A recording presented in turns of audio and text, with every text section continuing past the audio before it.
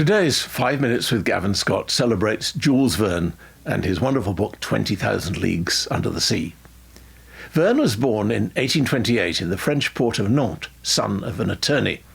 When young Jules was 8, his father bought a holiday home on the River Loire, and the boy became fascinated by the ships going up and down, many of them owned by members of his mother's family. His father wanted him to follow in his footsteps as a lawyer. At 19, Verne was sent to Paris to begin his studies, only to be caught up in the Revolution of 1848.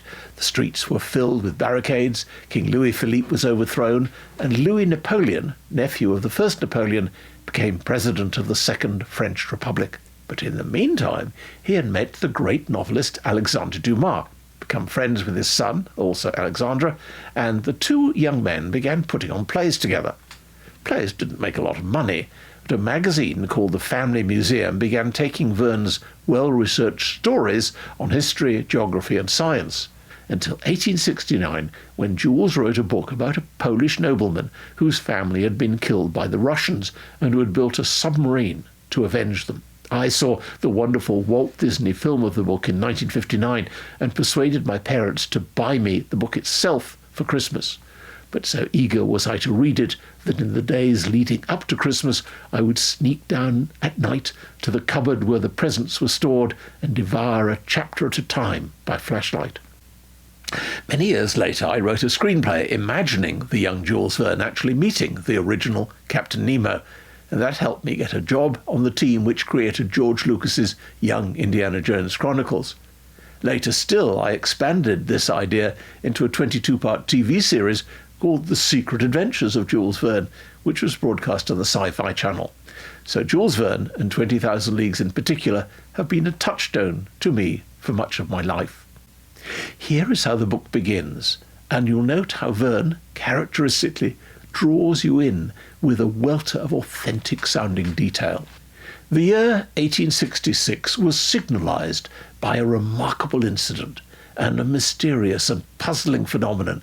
For some time past, vessels had been met by an enormous thing, a long object, spindle-shaped, occasionally phosphorescent, and infinitely larger and more rapid in its movements than a whale.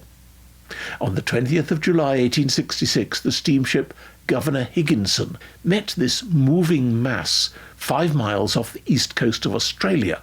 Similar facts were observed on the 23rd of July in the same year in the Pacific Ocean by the Columbus, more than 2,000 miles away. As news of these encounters spread, the monster became the fashion in every place of great resort. They sang of it in the cafes, analysed it in the papers, and represented it on the stage.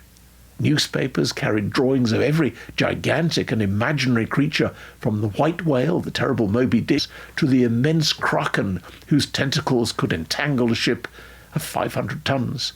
On the 13th of April, the sea being beautiful, the breeze favourable, and the passengers of the Cunard liner Scotia assembled at lunch in the great salon, there was a slight shock a little after the port paddle. Captain Anderson went down immediately into the hold and found that the sea was pouring through a hole 2 yards in diameter in the ship's bottom. From this moment, all shipwrecks which could not otherwise be accounted for were put down to the monster, and communication between different continents became more and more dangerous. After more than 200 ships had been reported sunk by the monster, the public demanded the seas be relieved of this formidable creature at any price. The frigate Abraham Lincoln, armed for a long campaign, set out. 3 hours before she was due to leave Brooklyn Pier, I received a letter worded as follows: to Monsieur Aronnax, professor in the Museum of Paris, Commander Farragut has a cabin at your disposal. Very cordially yours, J.B. Hobson, Secretary of Marine. And so the adventure began, which was to bring the marine biologist Aronnax, his assistant Conseil, and the Canadian whaler Ned Land to the Nautilus, and its extraordinary, brilliant, and tragic commander, Captain Nemo.